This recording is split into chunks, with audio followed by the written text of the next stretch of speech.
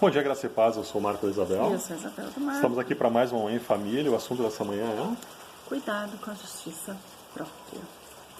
Jesus propôs uma parábola, que está lá em Lucas 18, versículo 9. Falando justamente de algumas pessoas que confiavam na sua justiça própria. E aí ele propõe uma parábola do fariseu e do publicano. Nessa parábola os dois estavam orando, Só que o fariseu orando em voz alta, dizendo: Senhor, obrigado porque eu não sou ladrão, porque eu não sou ruim, porque eu sou um bom homem, porque eu cumpro a lei, eu dou o dízimo e porque eu não sou como esse publicano. Mas quem eram os publicanos naquela época? Os publicanos nada mais eram que os cobradores de impostos. Uma das características dos cobradores de impostos daquela época é que, além de cobrar os impostos, eles geralmente tiravam alguma vantagem própria junto com isso. Resumindo a história, se nós olharmos para os publicanos, nós víamos homens muito mal vistos pela sociedade, homens vistos como corruptos pela sociedade, algo que, se nós trouxermos para os dias de hoje, se encaixaria muito perto da visão que nós temos nos políticos. Hoje seria tipo assim, aquele fariseu diria assim: ainda bem que eu não sou como um político. E, gente, sinceramente, hoje nós temos visto uma polarização tão grande. E as pessoas falando mal dos políticos. E realmente a gente vê coisas erradas, não estou tapando sol com peneira, a gente vê muitos políticos usando do cargo que tem para tirar vantagem própria. Só que qual é a alerta que o Senhor nos faz para isso? Para que a gente não deixe a arrogância chegar ao nosso coração achando que a gente é melhor que eles. Então nós temos que cuidar isso daí. Por quê? Porque se esse político se arrepender, o Senhor está de braços abertos para o acolher. Enquanto que, se a gente ficar virando julgadores dos políticos, dos que agem errado, será que nós vamos encontrar um lugar de arrependimento? Será que oraremos de nós para nós mesmos? Que é isso que fala ali, Algumas versões diz que aquele fariseu orava de si para si mesmo. Aonde a arrogância entra, a oração não é escutada.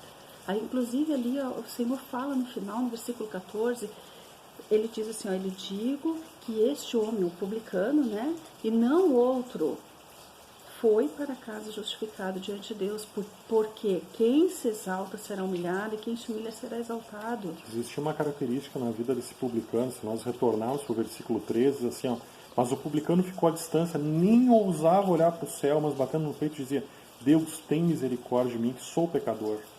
Ou seja, era um homem que reconhecia os seus pecados, as suas falhas. E provavelmente, como aqui diz que ele foi justificado, ele se arrependia das falhas dele, ele queria ter um posicionamento correto. E se nós olharmos para os dias de hoje, você acredita que se um político, por mais corrupto que seja, se ele se arrepender no final da vida dele, ele não vai encontrar a eternidade junto com os que encontrarão a eternidade com Deus?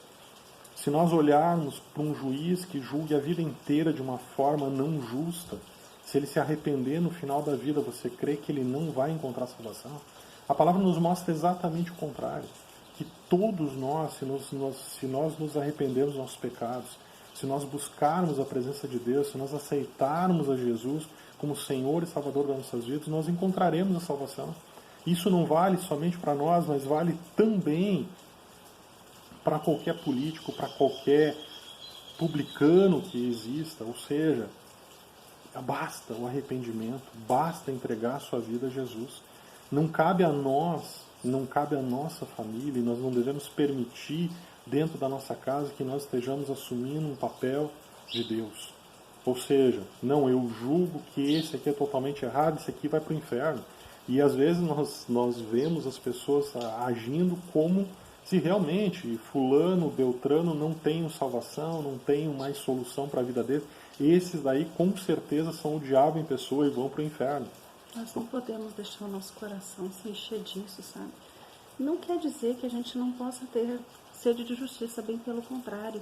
Mateus 5,6 diz assim: bem-aventurados que têm fome e sede de justiça, porque serão saciados. Então o Senhor, Ele vai nos saciar. Bem-aventurados, misericordiosos, porque alcançarão misericórdia. Se nós perdermos misericórdia por qualquer pessoa que seja, será que a misericórdia nos alcança? Nós não somos melhores que ninguém.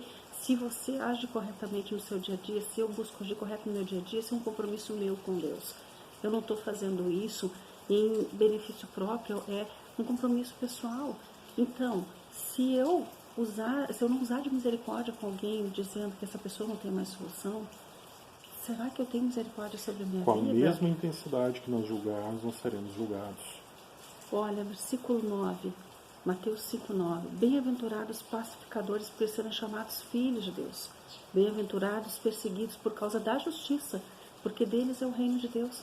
Bem-aventurados são vocês quando por minha causa os insultarem, perseguirem, mentindo, disserem todo mal contra vocês. O Senhor, Ele está vendo. A gente tem visto injustiça, tem situações que a gente olha e se entristece o coração, mas a gente vai para a oração e confia no Senhor, no livramento do Senhor.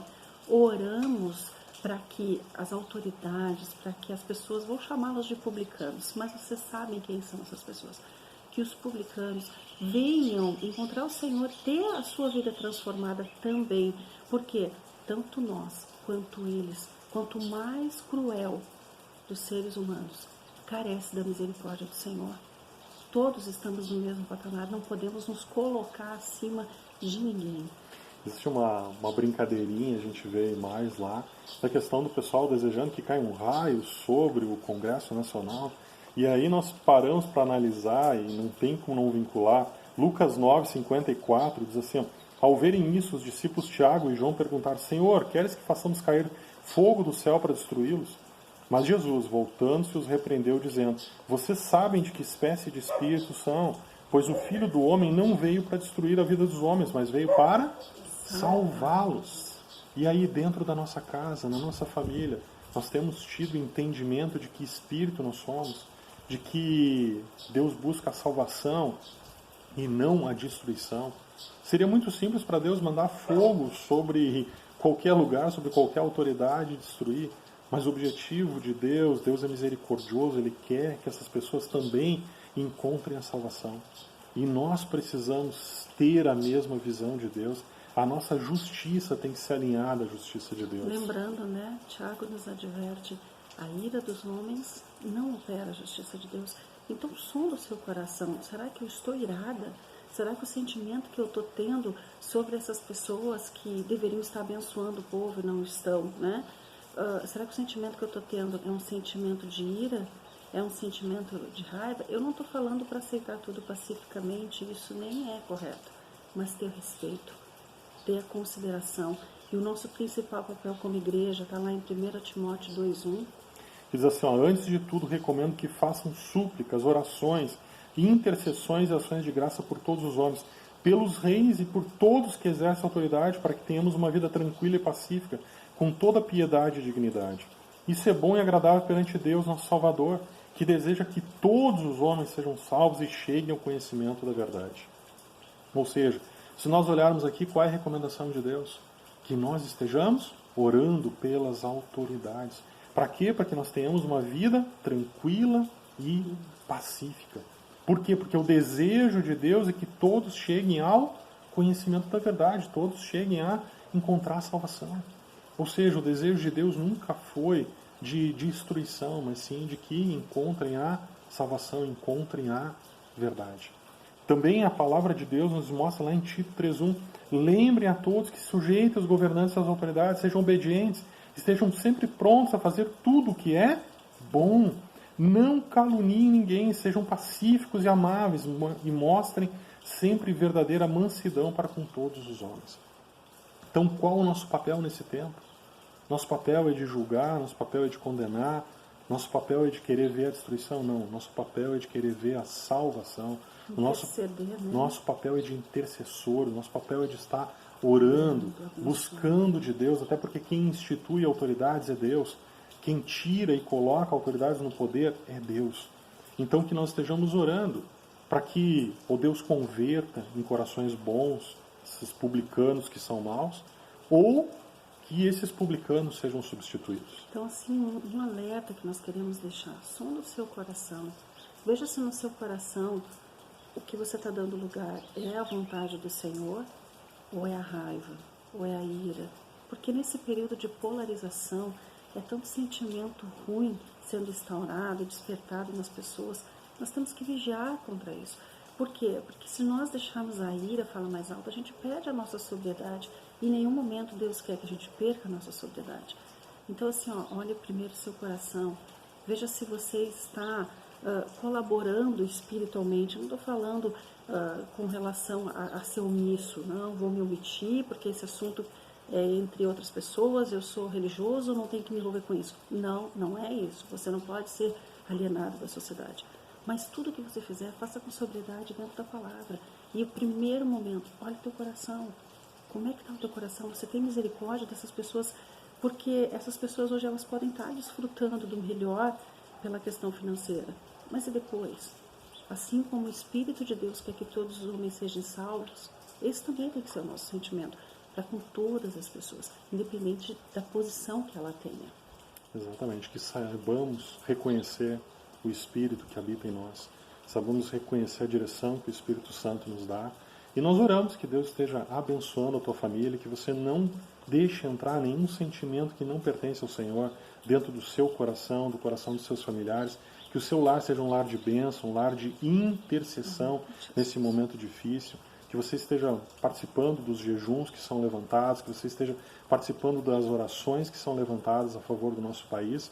E nós cremos que grandes mudanças virão, o Senhor é bom a todo tempo, independente da situação. Tudo está sob o controle de Deus. Nós oramos que a sua família seja abençoada, que você tenha uma excelente semana em nome de Jesus. Amém. Amém.